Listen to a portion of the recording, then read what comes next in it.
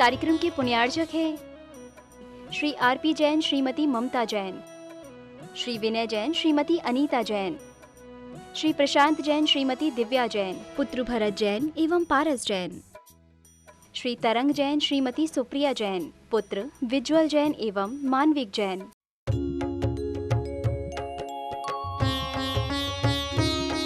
शंका समाधान। बोलिए समन संस्कृति उन्नायक प्रातः स्मरणीय संत शिरोमणि परम पूज्य 108 आचार्य गुरुवर विद्यासागर जी महामुनिराज की जय जय जय। बोलिए गुणायतन प्रणेता, शंका समाधान प्रवर्तक, भावना योग प्रवर्तक, प्रखर वक्ता परम पूज्य 108 मुनिवर श्री प्रमाण सागर जी मुनिराज की जय जय जय। बोलिए परम पूज्य 108 मुनिवर श्री हरह सागर जी मुनिराज की जय जय जय। प्रिय बंधुओं, पारस चैनल, जिनवाणी चैनल एवं प्रामाणिक ऐप के माध्यम से प्रसारित होने वाले आज के शंका समाधान कार्यक्रम से जुड़े देश एवं विदेश के सभी श्रद्धालुओं का श्री दिगंबर जैन पंचायत कटनी, दिगंबर जैन समाज कटनी एवं धर्म प्रभावना समिति कटनी की ओर से हार्दिक हार्दिक अभिनंदन।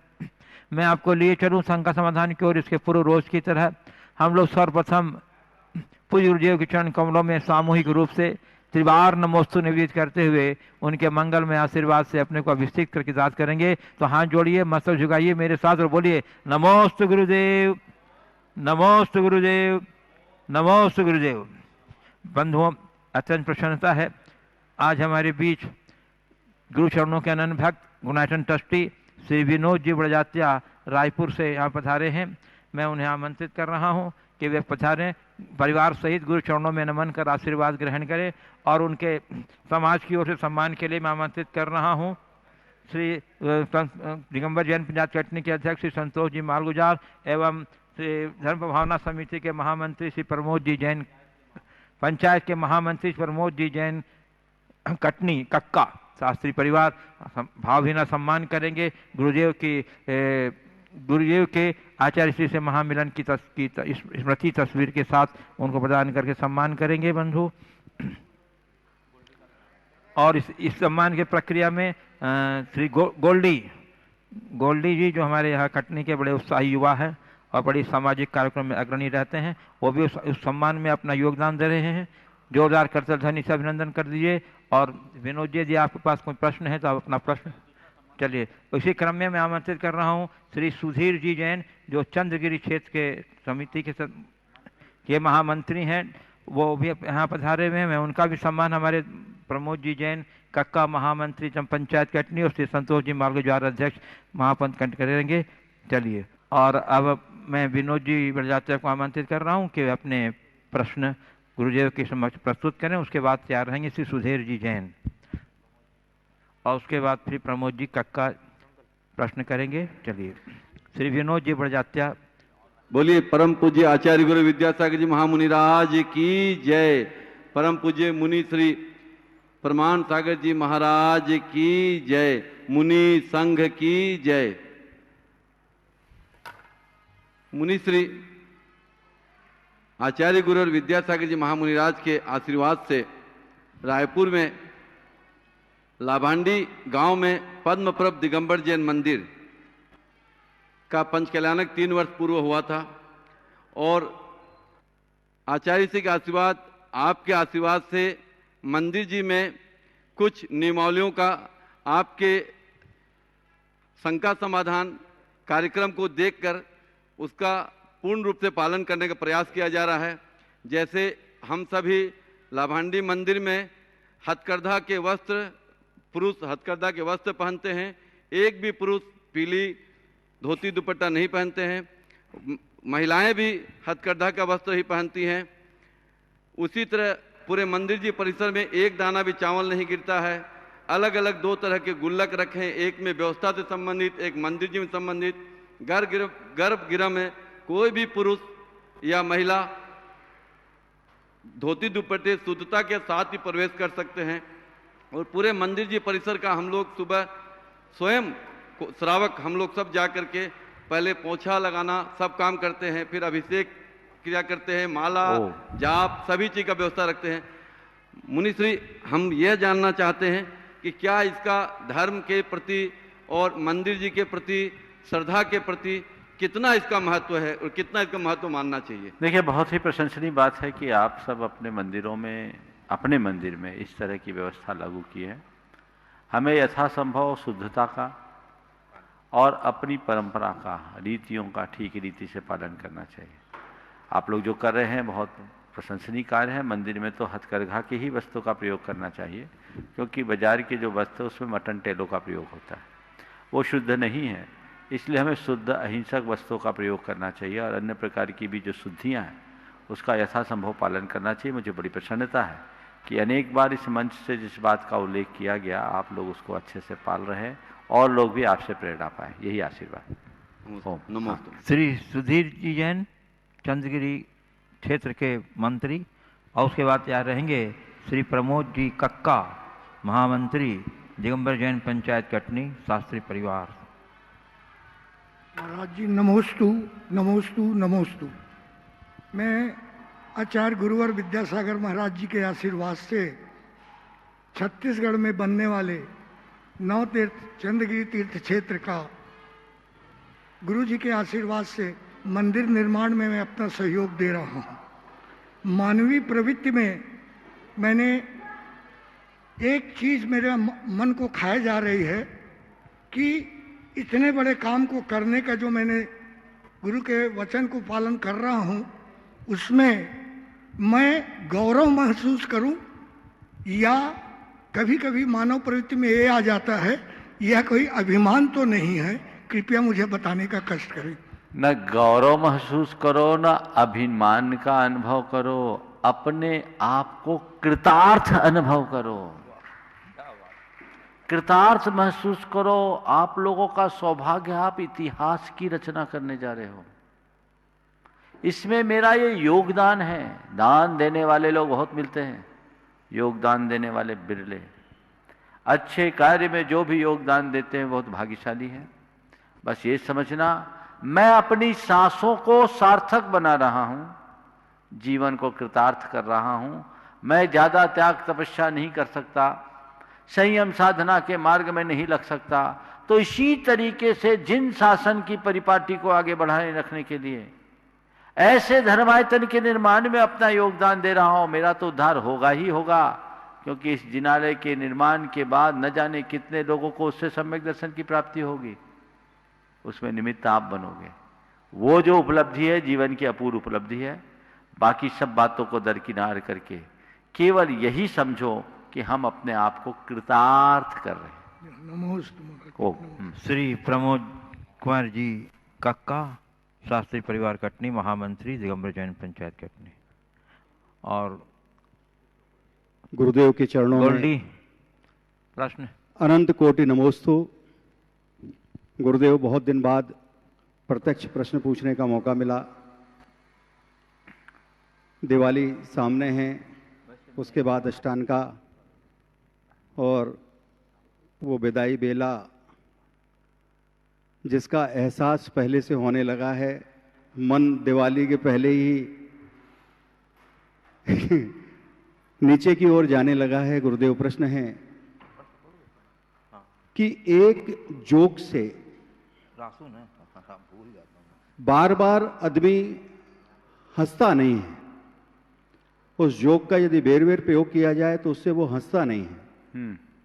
लेकिन एक कोई दुख उसको आ जाए, एक कोई बात उसको आ जाए, तो उससे जिंदगी भर दुखी होता रहता है। ये बड़ी अपने आप में विपरीतता प्रधान दिखाई देती है। इसका क्या कारण है गुरुदेव? दो पंक्तियां कहता हूं। दुख को बहुत सहेज के रखना पड़ा हमें, सुख तो किसी कपूर की टिकिया सा उड़ गया। पूछता हूं आप सबसे ये तो बताओ तो मुझे, बताओ तो कौन था वह बदनसीब शख्स जो मेरी जगह जिया। किसी की ये पंक्तियां हैं। सुख के पल बहुत तेजी से बीतते हैं, दुख की स्मृतियां लंबे समय तक बनी रहती है। इसलिए आपका कहना ठीक है कि एक जोक बार बार वो खुशी नहीं देता, लेकिन एक दुख हमें बार बार रुलाता है। इसका तात्पर्य केवल इतना है कि दुख हमारे चित्त को गहरे तक प्रभावित करता है और सुख से हम बस जीते हैं और अलग हो जाते हैं।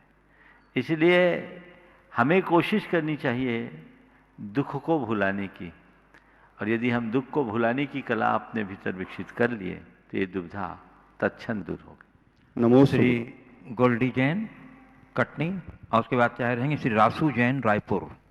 गुरुवर के चरणों में बार बार नमोस्तु नमोस्तु। गुरुवर, मेरी शंका है कि समर्पण और वर्चस्व में क्या अंतर है? समर्पण के आगे वर्चस्व हावी हो जाता है, समर्पण को पीछे रह जाना पड़ता है। मेरी जिज्ञासा का समाधान करें। शायद आप ये पूछना चाह रहे हैं कि एक व्यक्ति है जो समर्पित भाव से काम कर रहा है और दूसरा व्यक्ति है जो केवल वर्चस्व की वृत्ति से काम कर रहा है। जो समर्पित है वो पीछे है और जो वर्चस्व वृत्ति में जी रहा है उसकी जय जयकार है। आप ये कहना चाह रहे हैं। आखिर ऐसा क्यों? देखिए, वर्चस्व हमेशा प्रभुता देता है। जिसे सत्ता चाहिए, जिसे महत्ता चाहिए, जिसे प्रभुता चाहिए, वो वर्चस्व की ओर भागता है। जिसे श्रद्धा चाहिए, जिसे शांति चाहिए, जिसे प्रसन्नता चाहिए, जिसे संतुष्टि चाहिए, वो समर्पण की ओर बढ़ता है। जो समर्पित होता है उसे इन सब चीजों से कोई लेना देना नहीं। वह ध्येयनिष्ठ होता है और अपने ध्येय के प्रति समर्पित होता है, लक्ष्य के प्रति समर्पित होता है, अपने इष्ट के प्रति समर्पित होता है। उसी में अपने आप को कृतार्थ महसूस करता है। तो उसका लक्ष्य कुछ और है और दूसरे का लक्ष्य कुछ और है। बस इतना ध्यान रखना, वर्चस्व 4 दिन का होता है, पर समर्पण हमारे जीवन को बहुत ऊंचाई देता है। समझ गए? तो जीवन का वास्तविक विकास समर्पण से होगा। और तुम्हारे सवाल के माध्यम से मैं लोगों से कहूंगा, धर्म का कार्य, समाज का कार्य एक समर्पित कार्यकर्ता की भांति से करना, वर्चस्व और प्रभुत्व पाने की कामना से नहीं। क्योंकि समर्पित भाव से यदि कोई अच्छा कार्य करोगे तो साथ ही से पुण्य को प्राप्त करोगे। और वर्चस्व या प्रभुता या सत्ता के मनोभाव से कोई कार्य करोगे तो स्वल्प अहम की तुष्टि मात्र कर पाओगे। अहम पुष्टि से शांति नहीं मिलती, वो अशांति का कारण है। इसलिए जीवन को सही दिशा में आगे बढ़ाना चाहिए। नमोस्तु। रासू जैन रायपुर।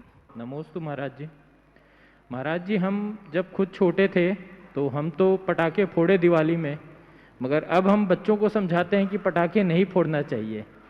तो क्या ये सही है? यानी पटाखे नहीं फोड़ना चाहिए ये तो सही है, मगर हम बच्चों को इस बात को कैसे समझाएं कि हमने तो गलतियां की हैं मगर अब तुम्हें हम सिखा रहे हैं? वो भी समझने को तैयार नहीं होते हैं। देखो, बच्चों को एक बात सिखाना चाहिए कि बेटे, मैंने जीवन में जो भी अच्छा किया, मैं चाहता हूं उस अच्छाई का अनुभव तुम लो। मेरा ये दुर्भाग्य है कि मैं बहुत बात संभला, पर मैं नहीं चाहता कि जो गलतियां मैंने जीवन में की है वो गलतियां तुम भी करो। जो गलत है वो गलत है बेटे। हम देर से जागे, हम चाहते तुम पहले जागो, तुम अच्छा करो। और उनको केवल एक निर्देश मत दो कि फटाके मत फोड़ो, उन्हें समझाओ कि फटाके क्यों नहीं फोड़ना। जब ये समझाने में तुम सफल हो जाओगे कि फटाके क्यों नहीं फोड़ना, तो फिर बच्चों का मन ही नहीं होगा। हम लोग क्या करते हैं, ज्यादातर लोग केवल निर्देश देते हैं। हम लोग केवल निर्देश देते कि ये नहीं करो, वो नहीं करो।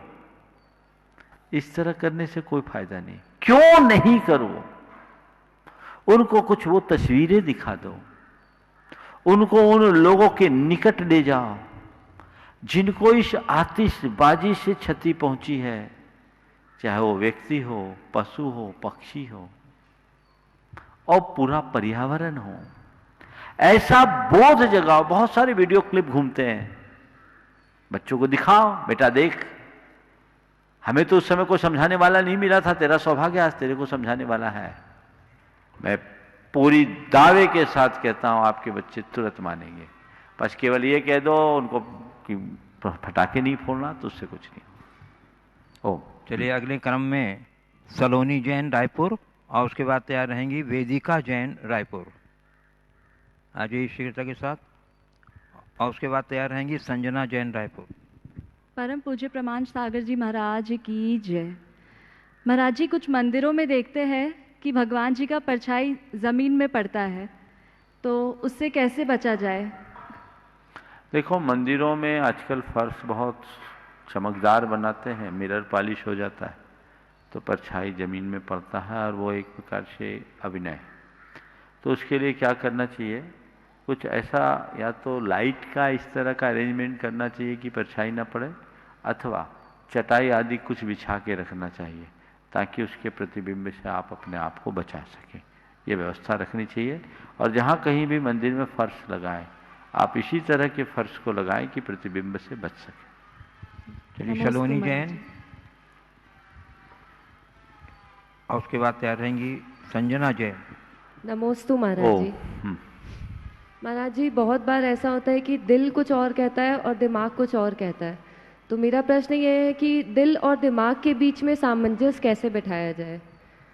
देखिए, दिल अपना काम करता है, दिमाग अपना काम करता है, दोनों को अपना काम करने दो। बस एक बात ध्यान रखो, कौन सा काम हमें दिल से करना है, कौन सा काम दिमाग से करना है। जो काम दिल से करने का उसको दिल से करो, और जो काम दिमाग से करने का वो दिमाग से करो। जहाँ लाभ नुकसान का काम है वहाँ दिमाग से काम करना चाहिए, और जहाँ हित अहित की बात है वहाँ दिल को ध्यान रखना चाहिए। जो भावना की प्रधानता से जुड़ी हुई बातें हैं वहाँ दिल की सुननी चाहिए, लेकिन जहाँ बुद्धि का प्रयोग करना जरूरी है वहाँ हमें दिमाग का प्रयोग करना चाहिए। अपने व्रतों को दिल से पालना चाहिए और मर्यादाओं को दिमाग से सुरक्षित करना चाहिए। यदि ये हम ध्यान में रखेंगे तो ये द्वंद्व बच जाएगा। चलिए संजना जैन हो गई। संजना जैन है अभी। नमोस्तु महाराज जी। महाराज जी, मेरा प्रश्न ये है कि जैसे सब सामूहिक पूजा कर रहे हैं हम लोग एक साथ ग्रुप में बैठकर, तो कोई एक जन द्रव्य चढ़ा रहा है, बाकी लोग हाथ लगा रहे हैं, तो ये कहाँ तक उचित है? देखिए, कायदे से तो प्रत्येक व्यक्ति को द्रव्य चढ़ाना चाहिए, लेकिन यदि कहीं कोई ऐसी व्यवस्था है क्वचित कदाचित तो चलो कृतकालिक अनुमोदन है, लेकिन प्रयास पूरा ये करना चाहिए कि सारी क्रिया हम अपने हाथों से करें, क्योंकि वो आपकी अपनी क्रिया है। कहीं व्यवस्था के नाम पर ऐसा करना है तो वो ठीक है, लेकिन नित्य ऐसा करना ठीक बात नहीं। जी जी महाराज जी। ओम। चलिए गुरुदेव, अब मैं कुछ ऑनलाइन जिज्ञासुओं के प्रश्न आपके समक्ष समाधानार्थ प्रस्तुत करना चाह रहा हूँ। प्रथम प्रश्न है गुरुदेव कटनी से श्रीमती चंद्रप्रभा जैन का। कह रहे हैं गुरुदेव, हम स्वाधीन हैं, इसको स्वीकार कर ले तो जीवन जीना आ जाए, इस कटु सत्य को जानने का उपाय क्या है? हम स्वाधीन हैं, इस बात को स्वीकार कर ले तो जीवन जीना आ जाए, इस वस्तु तत्व को जानने का उपाय क्या? निरंतर तत्वाभ्यास करो। शास्त्रों में तो यही बात कहा है। आत्मस्वरूप का ज्ञान यदि हो गया तो जीवन में सहजता अपने आप आ जाती है और जीवन की दिशा और दशा बदल जाती है। हमें कोशिश निरंतर यही करनी चाहिए कि हम स्वरूप बोध के साथ जीवन जिए और उसी अनुरूप अपने आप को आगे बढ़ाने की कोशिश करें।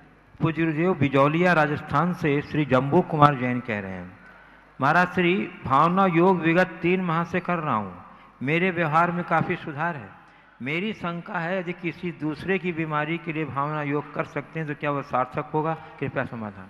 देखिए, भावना योग स्व के लिए है। हम अपने हित के लिए भावना योग करेंगे तो निश्चित तौर पर उसका अच्छा असर पड़ेगा और पड़ भी रहा है। अनेक लोगों के जीवन में इसका प्रभाव परिलक्षित हुआ, उसमें आप भी सम्मिलित हैं, ये बहुत अच्छी बात है। लेकिन अगर आप भावना योग दूसरों के लिए करते हैं तो उसके लिए कुछ पॉजिटिव वाइब्रेशंस छोड़ सकते हैं और वो आपके जीवन में बदलाव घटित कर सकता है। उस तरह का प्रयास आपको करना चाहिए, और पर इसके लिए कोई गारंटी नहीं दी जा सकती कि इससे सामने वालों में बदलाव हो ही जाए।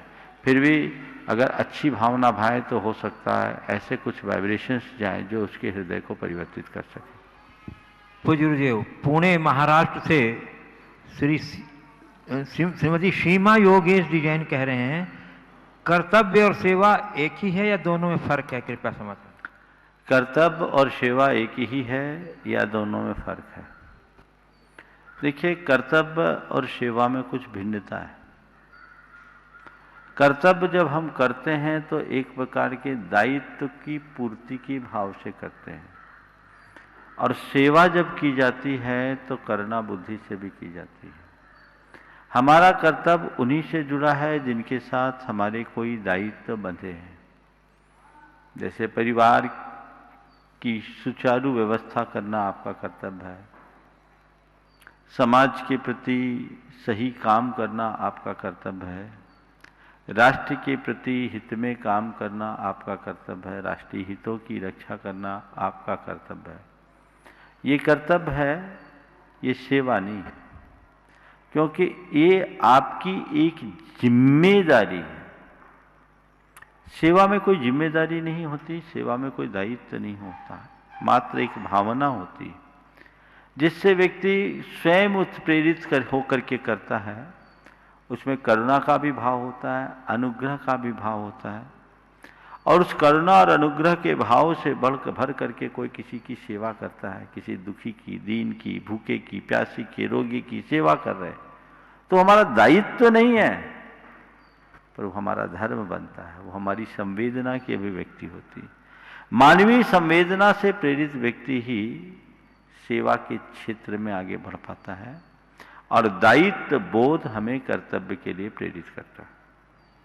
पूज्य गुरुदेव, बिनौली बागपत उत्तर प्रदेश से श्री नितिन जैन कह रहे हैं, महाराज श्री कहा गया है कि कोई भी गुरु कितना ही बड़ा, कितना ही ज्ञानी क्यों न हो, जब तक तुमको कुछ नहीं सिखा सकता, जब तक तुम सीखना न चाहो। तो महाराज श्री ये बात कहाँ तक सही है? और क्या एक ज्ञानी के गुरु के संपर्क में आने पर सीखने की भावना उत्पन्न नहीं हो सकती? बात बिल्कुल सही है। ये तो हो सकता है कि बच्चा दूध न पीना चाहे तो माँ नाक दबा के उसको दूध पिला दे, लेकिन ज्ञान के साथ ऐसा नहीं होता है ना। बच्चा दूध नहीं पीना चाहता है तो मुंह में चम्मच लगाते, नाक दबाते हैं तो दूध अंदर चला ही जाता है, लेकिन ज्ञान के क्षेत्र में ऐसा संभव नहीं है। जब तक तुम खुद ग्रहण करने के लिए तैयार नहीं हो, तब तक तुम पर कुछ भी असर नहीं पड़ेगा। आप गुरु की बात करते, साक्षात भगवान भी तुम्हें कुछ नहीं दे सकते। तुम्हारे अंदर वैसी तैयारी होनी चाहिए। मारीच भगवान ऋषभदेव की बात नहीं सुन पाया, नहीं सुधर पाया, क्योंकि उस समय उसके अंदर वैसी कोई तैयारी नहीं थी। लेकिन वही मारीच जब शेर की पर्याय में था,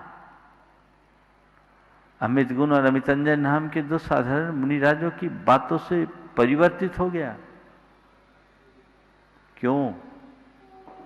क्योंकि उस समय उसके हृदय में श्रद्धा जग गई थी, वो सुनने को तत्पर था, और इससे पहले वो अहंकार में अंधा था, उसकी सुनने की कोई तैयारी नहीं थी। तो जब तक सामने वाला खुद सुनना न चाहे, उसे कोई सुधार नहीं सकता। ये उक्ति बिल्कुल सही है। अब आप कहो कि ज्ञानी के सानिध्य में जाने के बाद हमारे अंदर खुद सुनने के भाव आ जाए, आ सकता है। वो व्यक्ति ज्यादा भाग्यशाली होगा जो सुनने के भाव से ज्ञानी के पास जाता है, श्रद्धा से सुनता है, वो जल्दी ग्रहण कर सकता है। लेकिन जो ऐसा नहीं करते और वहां पहुंचते हैं, तो कई बार संपर्क में आने के बाद भी उनका मनोभाव बदलता है। लेकिन बदलाव तभी होगा जब आपके अंदर वैसी भाव दशा बने, अन्यथा नहीं। पूज्य गुरुदेव, पनागर जबलपुर मध्य प्रदेश से सौम्या जैन कह रही हैं, मेरा प्रश्न ये है गुरुदेव, लाइफ हमें हर फील्ड में अल्टीमेट चैलेंज देती है, चैलेंज देते हैं जी, और उनमें से कुछ चैलेंज हमको बहुत कुछ सीख देते हैं कि हम अपने उस फील्ड के लिए मोटिवेटेड हो जाते हैं और सक्सीड कर जाते हैं। और इसका एक एग्जाम्पल हाल ही में कोविड-19 है जिसको हमने अपने डिटर्मिनेशन से पीछे कर दिया। तो महाराज जी मेरी जिज्ञासा यह है कि जब हमें गुड चैलेंजेस मिलते हैं तो हम मोटिवेटेड होते हैं, और अगर बैड चैलेंजेस मिलते हैं तो हम डिप्रेस्ड हो जाते हैं, जिस कारण व्यक्ति डिप्रेशन में चले जाते हैं और यहाँ तक कि वे सुसाइड भी कर लेते हैं, और वे ये नहीं सोचते कि उनके पास और भी अपॉर्चुनिटीज है। तो महाराज जी हम ऑल टाइम मोटिवेटेड कैसे रहें जिसके द्वारा हम वो बची हुई अपॉर्चुनिटीज को ग्रैब कर सकें? चैलेंज न तो कभी गुड होता है न ही बैड होता है। चैलेंज चैलेंज है। जो चैलेंज को एक्सेप्ट करके उसे एक अचीवमेंट में बदल दे उसके लिए वो गुड है, और जो अपने जीवन में आने वाली चुनौतियों से घबराकर हार जाए वो बुरा है। जीवन में चाहे जैसी परीक्षा हो, चाहे जैसी चुनौती हो, चाहे जितना संघर्ष हो या चाहे जैसी मुश्किल हो, घबराओ मत। अपनी सोच को सकारात्मक बनाओ और उस चुनौती को चुनौती के रूप में देखने की जगह एक अवसर के रूप में देखो। उसे चुनौती की तरह मत देखो, उसे एक अवसर की तरह देखो, और अपने संकल्प और समर्पण के बल पर, अपने कठिन मेहनत और परिश्रम के बल पर उसे एक उपलब्धि में बदलो। सबसे पहली जरूरत है कि हमारी सोच सकारात्मक हो, हम घबराए नहीं। जो भी जैसा भी प्रसंग आए उसे हम सहज भाव से पूरा करने का प्रयास करें तो कोई भी चैलेंज फिर हमें हराएगा नहीं। हम हर चुनौती का सामना करके अपने जीवन को आगे बढ़ाने में समर्थ होंगे। पूज्य गुरुजी, भोपाल मध्य प्रदेश से सुषमा जैन कह रही हैं, महाराज श्री मेरी जिज्ञासा यह है कि क्या मैं अपने अष्टांगिका व्रत का उद्यापन घर में टीवी के सामने विधान करते हुए कर सकती हूँ या किस प्रकार कर सकती हूँ इस समय में? कृपया मार्गदर्शन। देखिए, व्रत आदि का उद्यापन जिनका भी है वो भगवान के समक्ष करे, मंदिर जी में जा कर के जो अपना एक प्रकार का प्रतिक्रमण है और क्षमापना है वो भगवान के समक्ष करे। विधान आप टीवी के सामने कर सकते हैं। उद्यापन के लिए कोई जरूरी नहीं कि वही विधान करें। आप मंदिर जी जाएं, भगवान के चरणों में एक अर्घ्य चढ़ाएं, निवेदन करें, हे प्रभु आपकी कृपा से मैंने ये व्रत ग्रहण किया और आज वो मेरा व्रत पूर्ण हो गया है। मेरे इस व्रत पालन में मन वचन काय से, कृत कालित अनुमोदन से, ज्ञात अज्ञात भाव से जो भी दोष लगे हों, त्रुटियां हुई हो, अतिचार लगे हों, मैं उन सबको की निंदा करता हूँ, करती हूँ। मेरे वे दोष मिथ्या हो। अरे प्रभु मुझे ऐसी शक्ति मिले कि मैं इसी तरह व्रत संकल्पों के क्षेत्र में आगे बढ़ते रहूं और अपने जीवन का पथ प्रशस्त कर सकूं। ऐसे मनोभाव के साथ अर्घ्य अर्पित कर दीजिए, शक्ति के अनुसार कुछ दान कर दीजिए, आपका उद्यापन हो गया। अभी तो ऐसा नहीं कि मंदिर बंद है, आप इतना काम तो मंदिर में जाके कर सकते हैं, बाकी काम विधान का घर में कर लीजिए, दोनों काम हो जाएंगे। पूज्य गुरुदेव, रानीपुर उत्तर प्रदेश से दीपिका जैन कह रही हैं, जीवन के हर क्षेत्र में सफल कैसे हों, इसके लिए हमारा दृष्टिकोण एवं काम करने का तरीका, दिनचर्या कैसी होनी चाहिए जिससे हमारा जीवन सहज, शांत और प्रसन्न व सकारात्मक बना रह सके? जीवन के हर क्षेत्र में सफल कैसे हों, अक्सर ये सवाल आता है। इन्होंने पूछा है इसके लिए हमारा दृष्टिकोण, काम करने का तरीका, दिनचर्या और सोच। हाँ, दृष्टिकोण, काम करने का तरीका और सोच कैसी होनी, दिनचर्या और सोच कैसी होनी, जिससे हमारा जीवन बस। देखिए, सफल वही होता है जो अपने लक्ष्य को पाने की धुन में जीता है। सबसे पहली बात,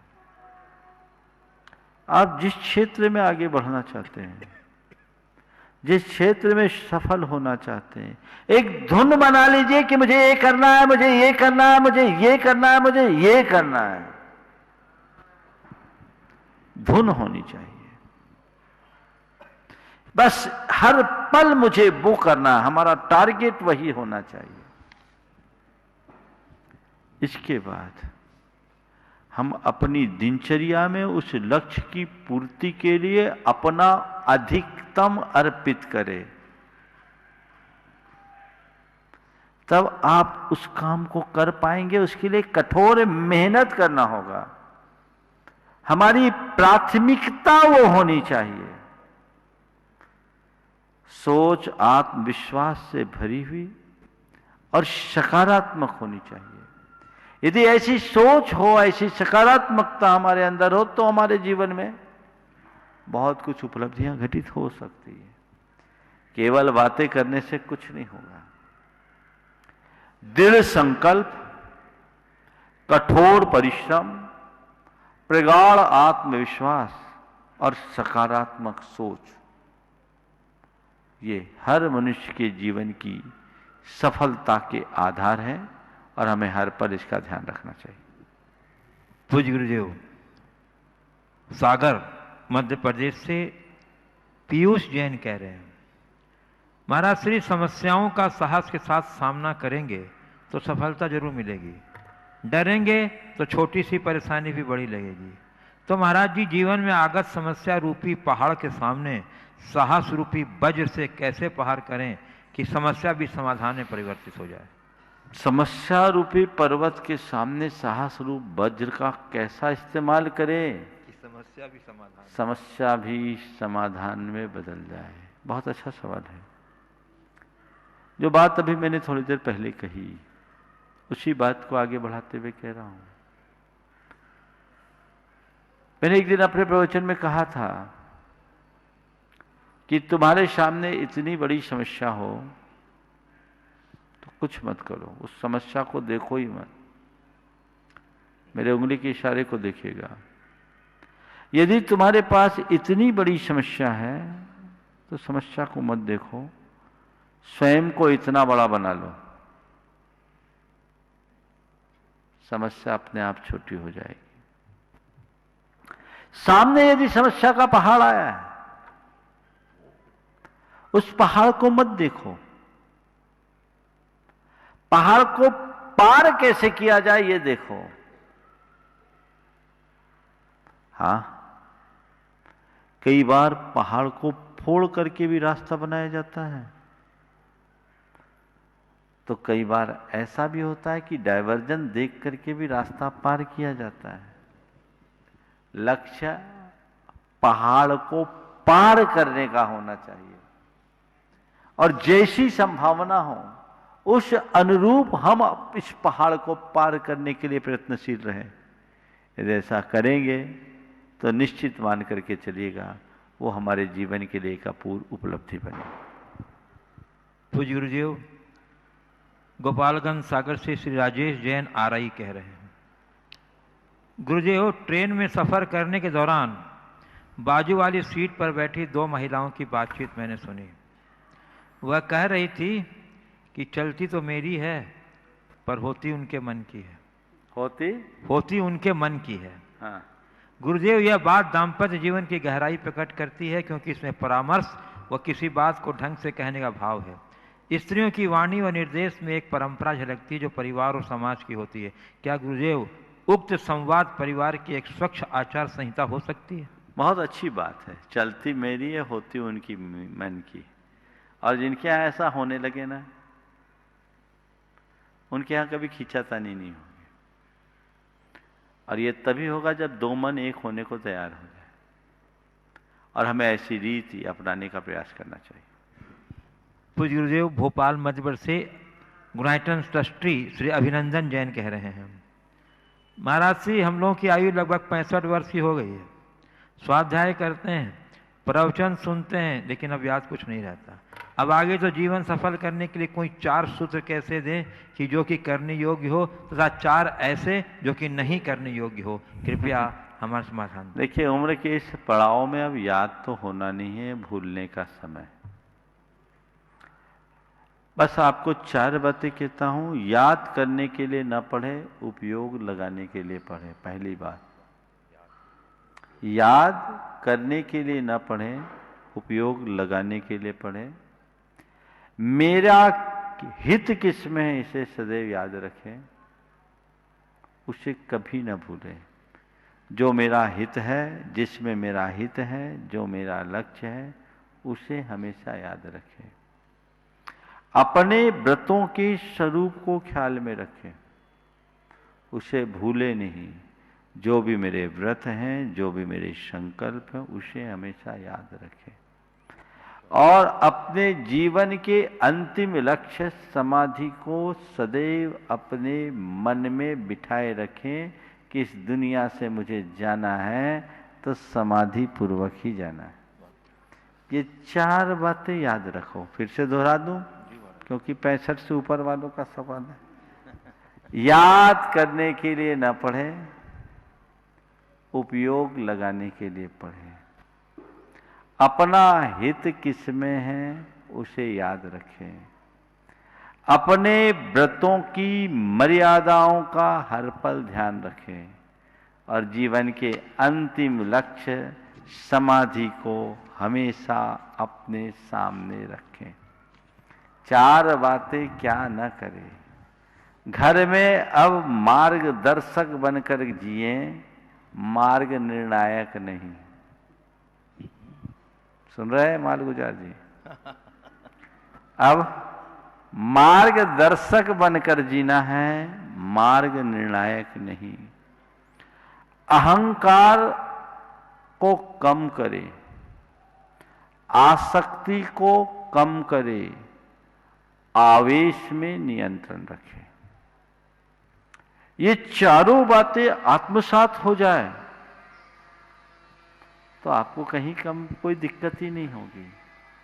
बस ये हमें हर पल धुन में रखना है कि नहीं, अब मैं घर में मेहमान हूं, मालिक नहीं हूं। मालिक तो अब पीछे वाले लोग हैं, मैं मेहमान हूं। अब मार्गदर्शक बनकर के जीना है, मुझे मार्ग निर्णायक नहीं। पूछे तो बता दे, उसमें भी ज्यादा नहीं। अपने अहंकार को कम करना, अपने आवेश को कम करना, अपनी आसक्ति को घटाने का प्रयास करना है। यदि ये बातें घट गई, तय मान करके चलना हमने जीवन में 4 चांद लगा लिए। पूज्य गुरुदेव, अब मैं परम पूज्य मुनिवर श्री अरहत सागर जी महाराज चरण को मैं प्रार्थना अर्पित करता हूं अपने उपयोगी प्रश्न करी। तब तक गुरुदेव, एक प्रश्न श्रीमती मेघा गोल्डी जैन कटनी का है। अतिचार और अनाचार में क्या अंतर है? व्रतों के तो अतिचार अनाचार बताए गए हैं, कुलाचार का पालन करने वाले पाक्षिक श्रावकों के लिए अतिचार और अनाचार की बात नहीं कही गई है, इसका क्या कारण?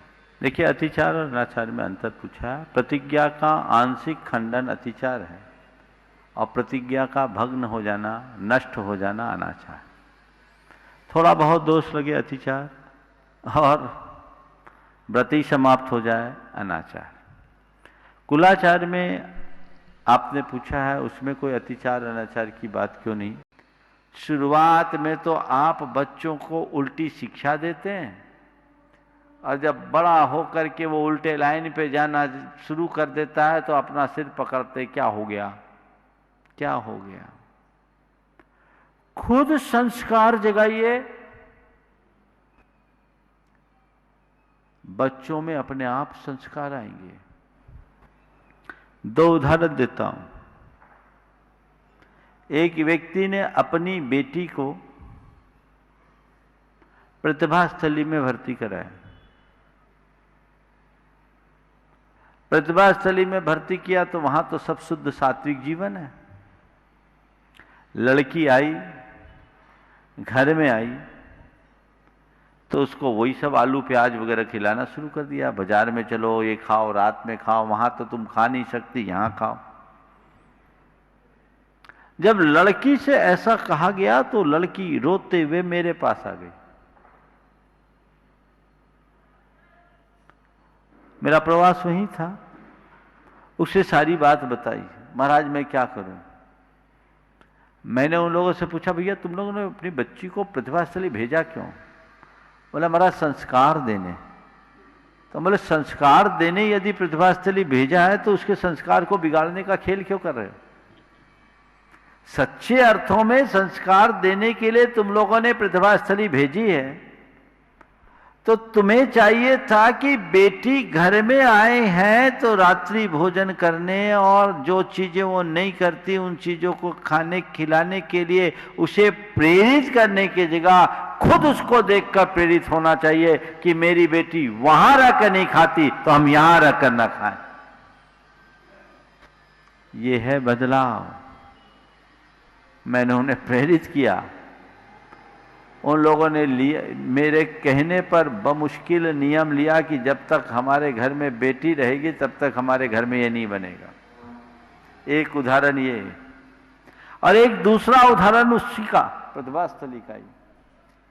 एक की बेटी वहां पढ़ी, जब उनको मालूम पड़ा वहां कुछ नहीं बनता, घर के सदस्यों ने निर्णय ले लिया कि जब तक हमारी बच्ची की वहां पढ़ाई होगी हमारे घर में भी ये सब नहीं चलेगा, हम लोग नहीं खाएंगे। ये संस्कार। तो जो संस्कार आप देना चाहते हैं उसको आप गढ़ो।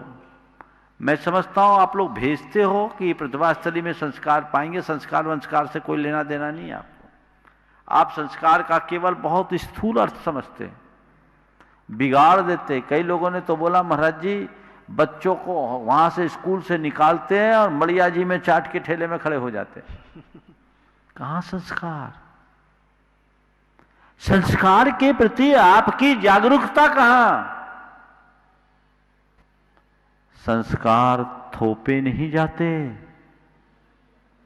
संस्कार जगाए जाते हैं। वो आपको देखकर संस्कार पाएगा। तो हर व्यक्ति को चाहिए खुद के व्यक्तित्व को इतना गहरा बनाओ कि जीवन आगे बढ़े। देखो संस्कारों की छाप क्या होती है। एक लड़की लंदन से पढ़कर आई, बड़े समृद्ध परिवार की लड़की, माँ बाप उसे मेरे पास लेकर आए, धार्मिक थी, बहुत उच्च शिक्षा संपन्न। एक दिन ऐसी चर्चा में आई तो पिताजी ने कहा, मां ने कहा कि महाराज इससे जब पूछा हम दोनों ने कि तुम्हें किस तरह का लड़का चाहिए, कैसे लड़के को पसंद करोगे, तो उस लड़की ने छूटते ही कहा कि पापा अगर मेरी आप शादी करना चाहते हो तो आप अपने जैसा लड़का ढूंढ ले आओ, मुझे आपसे अच्छा और कोई लड़का नहीं मिलता, मैं उसके साथ बहुत खुश रहूं। कितने लोग होंगे जिनको ये सौभाग्य मिलता होगा? अगर सर्वे करो, पूछो कि कितने लोग हैं जो ये तय करें कि अगले जन्म में यही माँ बाप मिले, बहुत थोड़े मिलेंगे। क्योंकि हमारी वैसी तैयारी ही नहीं, जीवन आगे नहीं बढ़ सकेगा। इसलिए जीवन को आगे बढ़ाने के लिए हमें हर अर्थ में तत्पर रहने की आवश्यकता और अपेक्षा है। नमोस्तु। और पूछेंगे। चलिए अब मैं आमंत्रित कर रहा हूँ यहाँ उपस्थित जिज्ञासुओं से कुमारी अदिति जैन कटनी। नमोस्तु महाराज जी, नमोस्तु नमोस्तु। मुनि द्वय के चरणों में कोटिशः नमोस्तु। हे गुरुवर, मेरा ये प्रश्न है कि जितना हम धर्म के बारे में सोचते हैं उतना हम कर नहीं पाते, जितना धर्म के बारे में जानते हैं उतना हम मानते नहीं। तो हे गुरुवर, हम ऐसा क्या करें कि दोनों में उत्कृष्ट सामंजस्य स्थापित करें ताकि हमारी साधना आगे बढ़ जाए? जितना सोचते हैं उतना कर नहीं पाते, जितना जानते हैं उतना मानते हैं। आपने पूछा है कि ऐसा क्या करें कि दोनों के मध्य उत्कृष्ट सामंजस्य बन सके। देखिए बहुत अच्छी बात है, आप सोच रहे हैं, एकदम इसका अफसोस मत करो कि जितना हम सोचते हैं उतना नहीं कर पाते, पर जितना कर रहे हो उसको अच्छे से करो। जितना जानते हो उतना नहीं मान पाते, कोई फिक्र नहीं, पर जितना मान रहे हो वो जान के करो, जीवन संतुलित होगा। कुमारी अदिति जैन और उसके बाद तैयार रहेंगे कुमार आर्जव जैन। गुरुवर के चरणों में मेरा और मेरी परिवार की तरफ से त्रिवार नमोस्तु गुरुदेव। गुरुदेव, मेरा प्रश्न मेरी फील्ड से ही है कि मेडिकल फील्ड के अंतर्गत फिजियोथेरेपी भी एक फील्ड है जो पूर्णतः अहिंसक है, और आधुनिक एलोपैथिक जो फील्ड है जो कि पूर्ण अहिंसक नहीं है। तो यदि हम बच्चियां हिंसा से बचने के लिए फिजियोथेरेपी फील्ड को सीखना चाहती हैं तो बहुत से लोग ऐसे हैं जो हमें डिस्करेज करते हैं। तो गुरुदेव, मेरा प्रश्न है कि सिर्फ एमबीबीएस को ही मान्यता क्यों दी जाती है, फिजियोथेरेपी को क्यों नहीं लोग सपोर्ट कर रहे हैं? ऐसा उन लोगों से पूछो जब उनको तकलीफ होती तो फिजियोथेरेपी वालों के पास जाते हैं कि नहीं जाते, उनसे पूछो। जब कोई विशेष तरह की समस्या हो, सर्वाइकल हो, स्पॉन्डिलाइटिस हो, स्लिप डिस्क हो, कमर में दर्द हो, घुटने में दर्द हो, साइटिका का दर्द हो, या हाथ पांव टूट जाने के बाद की समस्या हो, उसका निदान कहाँ कराते हैं? किसी हड्डी विशेषज्ञ के पास, किसी स्नायु चिकित्सक के पास, या इनके पास? हर चिकित्सा जिससे हमें स्वास्थ्य की उपलब्धि हो अच्छी है और सेवा का माध्यम है। यदि तुम्हारी रुचि हो तो ऐसा कर सकते हो, बहुत लोग करते हैं, और आजकल इसमें बहुत अवसर भी है, तो करना चाहिए। सबसे बड़ी बात तो ये है कि मुझे क्या क्षेत्र चुनना है ये दूसरों से मत पूछो, मेरी क्या रुचि है ये देखो, और मैं क्या कर सकती हूँ ये देखो, उसके अनुरूप आगे बढ़ो। कुमार आर्जव जैन, उसके बाद तैयार रहे कुमार संभव ऋषभ जैन। महाराज जी, मेरे बाप को मेरे पूरे परिवार की तरफ से नमोस्तु नमोस्तु नमोस्तु। महाराज जी, मेरा प्रश्न यह है कि आजकल के बच्चों को कर्तव्य का ज्ञान ना ही स्कूल में मिलता है ना घर में, तो महाराज जी हम बच्चे कर्तव्य का ज्ञान कहाँ से प्राप्त करें? बिल्कुल घर में मिलना चाहिए, स्कूल में तो अब कोई संभावना ही नहीं है, तो पाठशालाएं जरूर है, ऐसे बच्चों को पाठशालाओं में जरूर जाना चाहिए। और मैं सभी से कहता हूँ अपने बच्चों को आप अन्य तरह की पढ़ाई के प्रति जितना प्रेरित करते हो और उनके लिए आप तैयारियाँ रखते हो, उतनी ही तैयारी उनको धर्म शिक्षा के लिए भी करनी चाहिए। धर्म शिक्षा के बिना उद्धार नहीं है, इसलिए धर्म शिक्षा के लिए प्रेरित रहो। कुमार संभव ऋषभ जैन, और उसके बाद तैयार रहेंगी कुमारी आदिका जैन, कुमारी विज्ञा जैन। नमोस्तु गुरुवर, मेरे और मेरे परिवार की ओर से शत शत नमन। गुरुवर, मेरा प्रश्न ये है कि जीवन में हर पल बदलाव आता है, कभी मौसम संबंधी, कभी उम्र संबंधी, कभी काल संबंधी। तो गुरुदेव, बदलाव के इन प्रसंगों में हम अपनी मौलिकता प्रभावित ना होने दें, इसलिए हमें क्या करना चाहिए? बदलाव तो स्वभाव है, सब कुछ समाप्त होने वाला है, पर परिवर्तन कभी नष्ट नहीं होगा, परिवर्तन तो सतत चलेगा। कितना भी बदलाव हो बदलने दो, पर ये ध्यान रखो कि ये जो भी बदलाव है बाहर का है, हमारी जो मूल सत्ता है, हमारी चेतना है, वो अपरिवर्तनीय है, हमारी दृष्टि उस पर होना चाहिए। दो चीजें होती है, एक सामयिक और एक शाश्वत। जो सामयिक है वो बदलती है, जो शाश्वत है वो स्थायी रहती है। समझ गए? सूरज उगा है ढलेगा, दिन निकला है रात होगी, ये परिवर्तन का नियम है। जन्म लिया है मरण होगा, ये परिवर्तन का नियम है।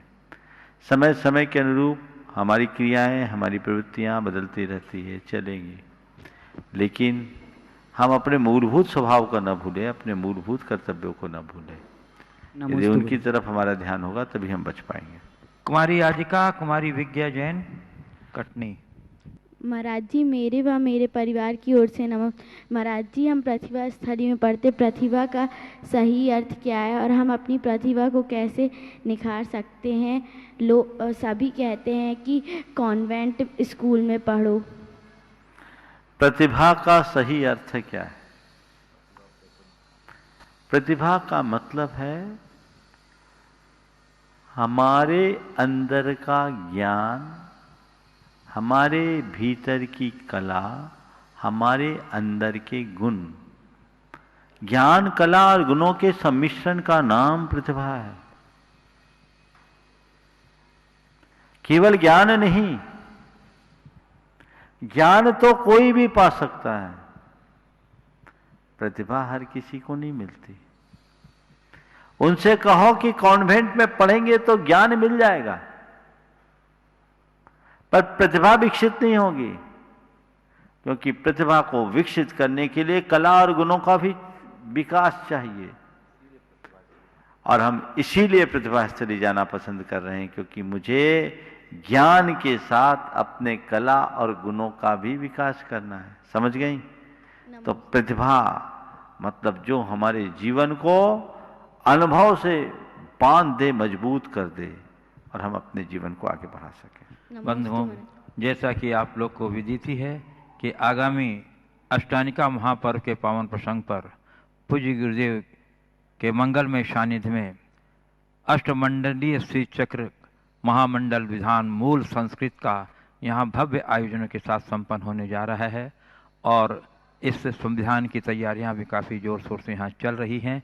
आप भी अपना मन बना के रखिए अपने घर बैठ करके इस आयोजन का लाभ लेने के लिए, क्योंकि सारे कार्यक्रमों का यहाँ से प्रसारण जिनवाणी चैनल और प्रमाणिक ऐप के माध्यम से होगा। पुस्तक की सामग्री जो है डीपीएस फाइल के रूप में पीडीएफ फाइल के रूप में आपके पास भेजी जाएगी और इसमें भाग लेने के लिए जो फॉर्म है वो देखिए, 1 मिनट में मैं बात कहना चाहूँगा। सिद्ध चक्र महामंडल विधान को लेकर के लोगों में अपार उत्साह है। जो लोग भी इस विधान में अपनी सहभागिता देना चाह रहे हैं, बहुत लोगों की ऐसी शंकाएं आ रही है। विमल जी ने बताया कि हम किस तरीके से विधान में अपनी सहभागिता देंगे।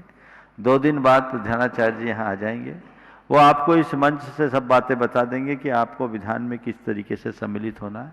आप अपना मनोभाव बनाए रखें, जीवन में आगत इस अपूर्व अवसर को अपने हाथ से न जाने दें। प्रयास ये करना चाहिए कि घर घर में सिद्ध चक्र के मंत्र गूंजे, आपके जीवन की सारी अलाय बलाई उससे दूर होगी और आप अपने जीवन में सातिशय पुण्य के बंध के भागी बन सकेंगे। ऐसा प्रयास होना चाहिए। बाकी सारी जो प्रक्रियाएं और व्यवस्थाएं हैं इस मंच से आप सबको समय समय पर बता दिया जाएगा। अभी आपको खुद का मानस बनाना है और लोगों को मानस बनाना है। जिन तक पुस्तकें उपलब्ध नहीं हैं वे अपनी पुस्तकें उपलब्ध करा ले विभिन्न माध्यमों से, जैसा आपको बताया गया। आप उन पुस्तकों को उपलब्ध कराकर अपने जीवन को उसी अनुरूप आगे बढ़ाने की कोशिश करें। और इस सिद्ध जगह ये महाराज जी बता रहे यहाँ भी उपलब्ध है, उपलब्ध जहाँ है वहाँ से आप ले सकते हैं और ऑनलाइन तो आपको उपलब्ध हो ही जाएगी जो उसकी पीडीएफ फाइल है। आप पूर्ण आनंद के साथ इसका लाभ लें। समय आप सबका हो गया, यहीं पर विराम। बोलिए परम पूज आचार्य गुरुवर श्री विद्यासागर जी महाराज की। बोलिए परम पूज्य 108 मुनिवर श्री प्रमाण सागर जी महाराज की जय। परम पूज्य 108 मुनिवर श्री अरहत सागर जी महाराज की जय।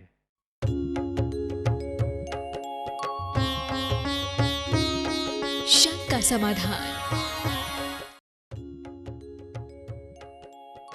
इस कार्यक्रम के पुण्यार्चक थे श्री आरपी जैन, श्रीमती ममता जैन, श्री विनय जैन, श्रीमती अनीता जैन, श्री प्रशांत जैन, श्रीमती दिव्या जैन, पुत्र भरत जैन एवं पारस जैन, श्री तरंग जैन, श्रीमती सुप्रिया जैन, पुत्र विज्वल जैन एवं मानविक जैन।